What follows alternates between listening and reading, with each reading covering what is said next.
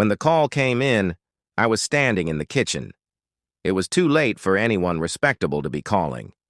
Apart from the faint whistle of the kettle, the only sound in the quiet flat was the hum of the refrigerator, one I had forgotten about. Was still wearing scrubs, my name badge dangling from my front pocket. I hadn't even taken the time to change after my ER shift.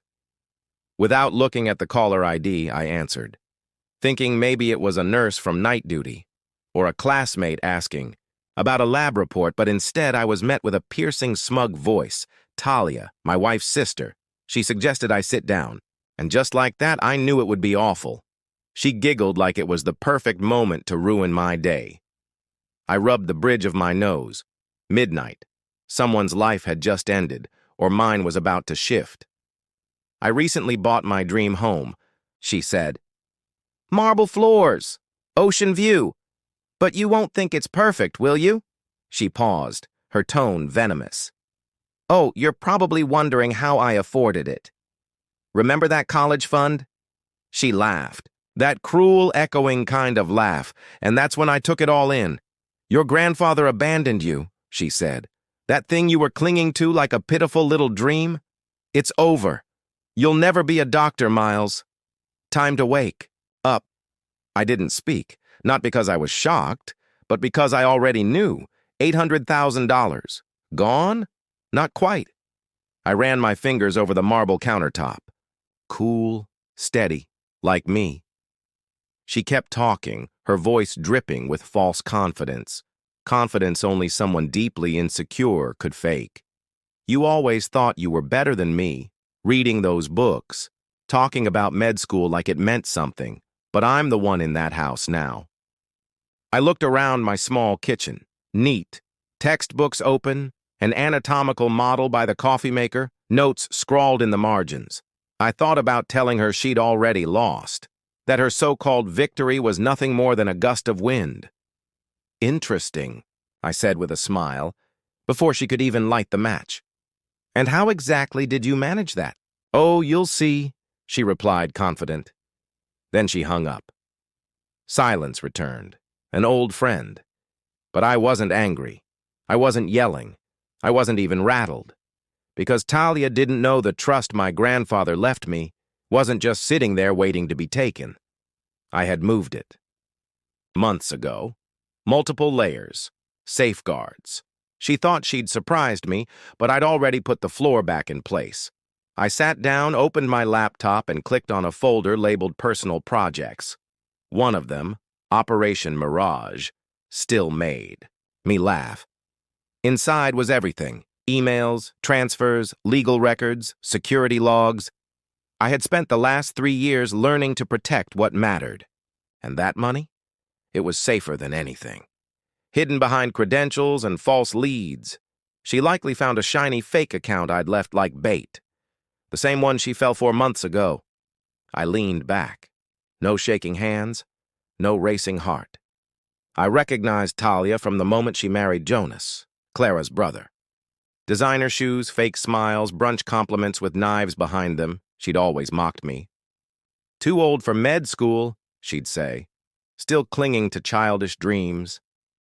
I smiled, nodded, planned. Clara didn't see it, or maybe she didn't want to. When Talia asked, "How much is medical school these days?" or, "Did you really quit accounting for this?" Clara brushed it off, but I didn't. It wasn't curiosity. It was reconnaissance, and tonight she thought she'd struck gold. I checked my messages. Nothing from Clara. Maybe Talia hadn't told her yet, or maybe she had, expecting Clara to celebrate. The consequences would come later. I closed the folder. Returned to my textbooks. That dream, mocked by Talia, was still alive, and very much worth finishing. 12:47 a.m. The time ticked forward. Most people would be shaken, not me. Talia had just crossed a line she couldn't uncross, and when reality set in, it would hurt. But I wouldn't scream, wouldn't argue, wouldn't warn her. I'd wait. Let her believe the illusion a little longer. Throw that housewarming party. take pictures in front of someone else's dream, because when the truth came, it wouldn't just be a crack, it would be a collapse. I stood, looked out the window. The city lay in shadow. Talia was probably drinking wine, laughing with Jonas, thinking she'd flipped my world upside down. She had no idea I hadn't even made my first move yet. 3 days later, the first crack appeared. Was walking home from university, thumbing through lab papers, a protein bar in one hand. The sunset painted the street gold. My phone buzzed. Unknown number. Normally I'd ignore it, but something told me to answer. Hello? A pause.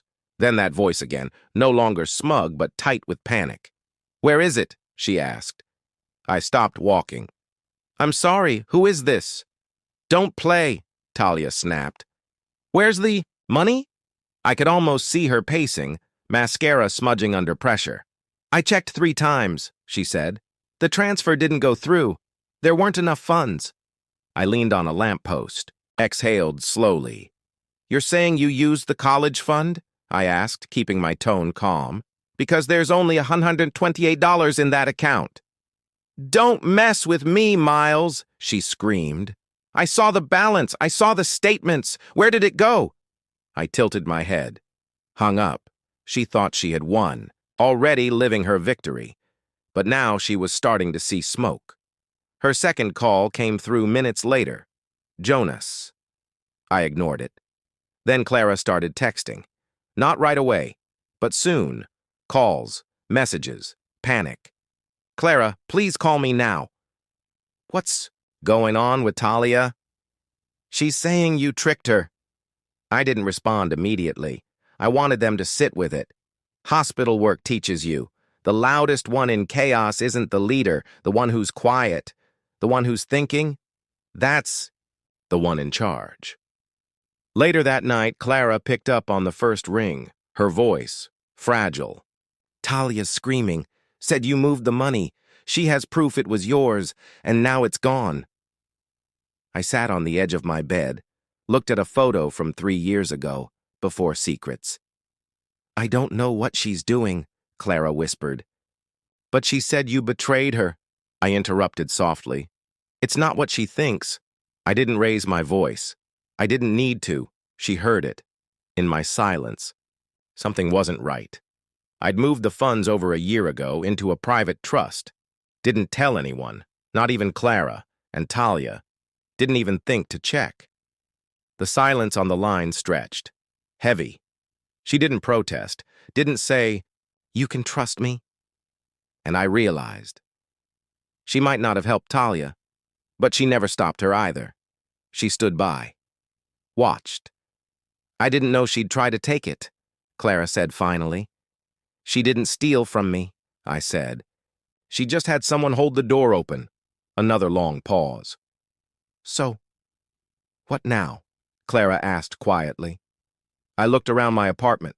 Same lamp, same books, same dream. Now, I said, we wait. Because the house she thought she bought, it was built on sand. The bank had already flagged the transaction. My law firm had already reported the false account. Every click, every login, every move tracked with photos, IP addresses, timestamps. She hadn't just tried to steal, she documented her own downfall, and Clara heard it. Her breath caught.